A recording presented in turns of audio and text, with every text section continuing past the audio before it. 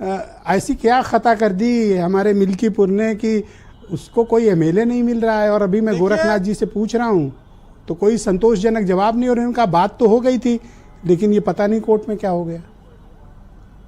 अब देखिए, जब मामला कोर्ट में चला जाता है तो अपने हाथ में कंट्रोल रहता नहीं।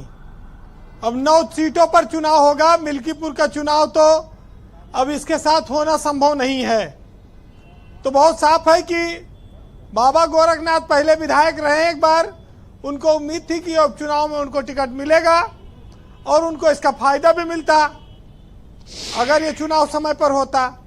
अब उन्हीं की एक याचिका ने आज इस स्थिति को बना दिया है, वो खुद भी पछता रहे होंगे। लेकिन ये मिल्कीपुर का चुनाव बाबा गोरखनाथ से ज्यादा भाजपा को तकलीफ और दर्द देता है।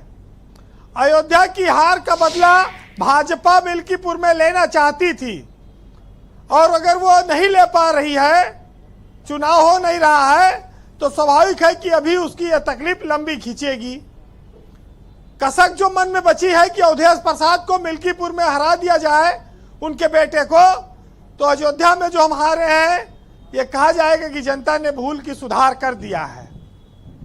अब इस पर वक्त बहुत लगेगा।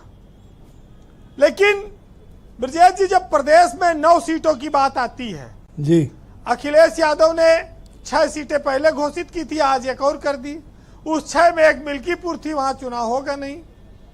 अब इनके पास 6 बची, अभी 3 और हैं। अब 2 सीटें कांग्रेस मांग रही है। गाजियाबाद में दुबे जी कह रहे थे 4थे नंबर पर है कांग्रेस, वो कैसे लड़ेगी? अरे जब हुआ 2 लाख वोट से ऊपर विधायक जीता है, तो दूसरे नंबर वाला कितना वोट पाए हुए? कांग्रेस के तो जमानत जब्त हो गई थी। वो तो 4थे नंबर की बातें न करो आप। 2 लाख से जीते थे भाजपा वाले। ये बात आज चर्चा इस बात की है कि ये चुनाव सीधे सीधे 2 दलों के बीच होगा। एक तरफ भाजपा है, एक तरफ सपा, या उसके सहयोगी दलों के भी बीच होगा, जैसा कि आरएलडी है और एक निषाद पार्टी है। उनका निशान है भोजन भरी थाली में मछली मुफ्त। ये निषाद जी आजकल चश्मा लगाए जो रहते हैं, उनकी पार्टी में मत्स्य विभाग उनके पास है। तो दावेदारी टिकट सब फाइनल था, लेकिन अभी तक सीट फाइनल नहीं हुई है। कांग्रेस गाजियाबाद में लड़के करेगी भी क्या? अगर मूस बहुत मोटाई जाए तो लोढ़ा होगा। 2 लाख वोट से भाजपा जीती है, वहां गाजियाबाद में कांग्रेस जमानत बचाए ली थी। अब आप कृपया हैंडपंप के बारे में भी अपनी ओपिनियन दे ही दें। फाइनल करें, रोहित का क्या करना है? देखिए, आरएलडी की बात अभी मैं सुन रहा था। मीरापुर की रास्ता उनके लिए इतना आसान नहीं होगा, क्योंकि सपा वहां पर लगातार जीतती रही है और ये समझौते में सीट जीते थे। लेकिन इतना जरूर है ब्रजेश जी कि सियासत जो है बड़ी निर्दयी हो गई है। जो अखिलेश यादव और जयंत चौधरी कल गले मिलकर हाथ उठाकर भाजपा को हरा रहे थे, आज उन्हीं के पार्टी के नेता अखिलेश यादव के परिवार में कितने टिकट बट रहे हैं उस पर वो सवाल करते हैं। तो ये एक समय समय की बात है।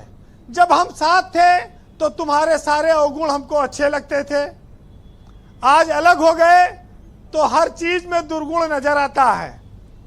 भाजपा को कोसते रहे, उनके खिलाफ विधानसभा का चुनाव लड़ा था, लोकसभा में साथ आ गए, दोस्ती हो गई। अब भाजपा की हर नीति अच्छी लगती है। जी बीरेन जी, तो इसमें कोई बुराई नहीं है और हाथ मिलाते रहना चाहिए वक्त के हिसाब से, और गला भी मौका पड़ने पर दबाते रहना चाहिए। ये सियासत ने हमको सिखाया है। लेकिन कसीदा कहाँ पढ़ना है और कहाँ कसीदा नहीं पढ़ना है, ये भी वक्त तय करता है। जी बीरेन जी, कांग्रेस को भी एक भ्रम है उत्तर प्रदेश में कि वो जो 6 सीटें जीती है ओबीसी और दलित उनके वजह से साथ आया है, तो वो भी एक बार अलग लड़कर समाजवादी से जीत देख लेते कि उनकी पोजीशन कहाँ है।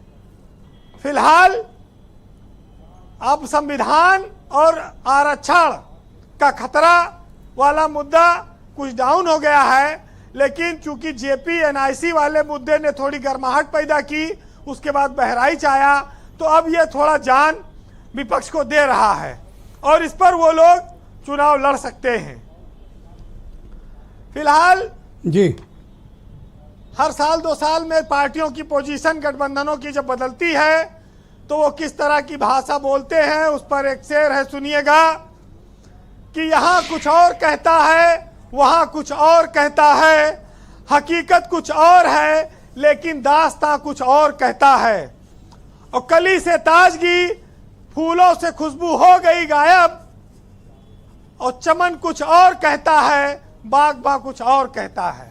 बहुत शुक्रिया वीरेन जी, आपने ग्राउंड जीरो से अपने फीडबैक, इनपुट और पॉलिटिकल ऑब्जर्वेशन हम तक पहुंचाने के लिए वीरेन जी आपका बहुत शुक्रिया। बहनों भाइयों, डिबेट का दूसरा चरण क्विक राउंड शुरू करते हैं और इसमें सीमित समय होगा। हमारे जो साथी प्रवक्ता इस कार्यक्रम में